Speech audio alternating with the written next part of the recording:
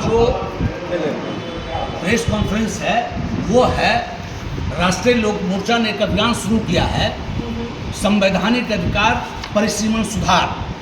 इस देश के अंदर आपातकाल के दौरान 1976 में इंदिरा जी ने एक कानून बनाया कि जो संविधान के धारा 82 में लिखा हुआ है कि हर 10 साल में परिसीमन किया जाएगा और आबादी बढ़ी हुई आबादी के अनुरूप लोकसभा की सीटों की संख्या बढ़ाई जाएगी।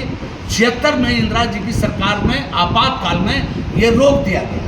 इसका नतीजा हुआ कि आज दक्षिण भारत के लोग 21 लाख की आबादी पर एक एमपी चुन रहे हैं और बिहार उत्तर प्रदेश के लोग 31 लाख की आबादी पर एक एमपी चुन रहे हैं। ये सीधा सीधी बिहार जैसे राज्य के साथ अन्यायपूर्ण कानून है।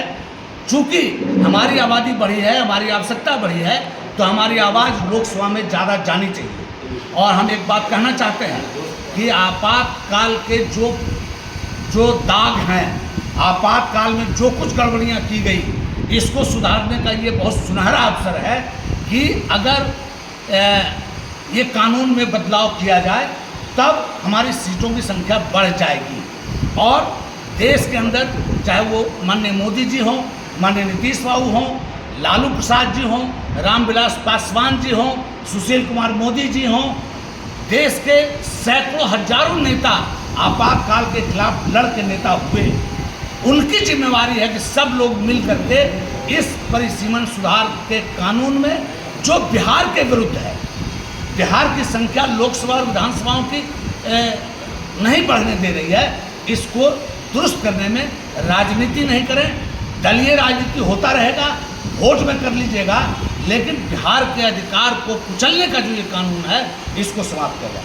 आपकी पार्टी कितने की मांग कर रही है कि एक संसदीय निर्वाचन क्षेत्र में कितनी आबादी होनी चाहिए?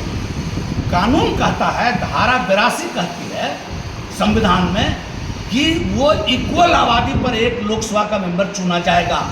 तो जनगणना जो हुई है, ये जो होने वाली है, इस जनगणना के आधार पर जितनी आबादी बैठती है एक लोकसभा में पूरे देश में इसको ध्यान रखिएगा, उसको एक आबादी पर एडजस्ट किया जाए। वो 21 लाख पड़े, 25 लाख पड़े, 15 लाख पड़े, ये सवाल नहीं है संख्या का।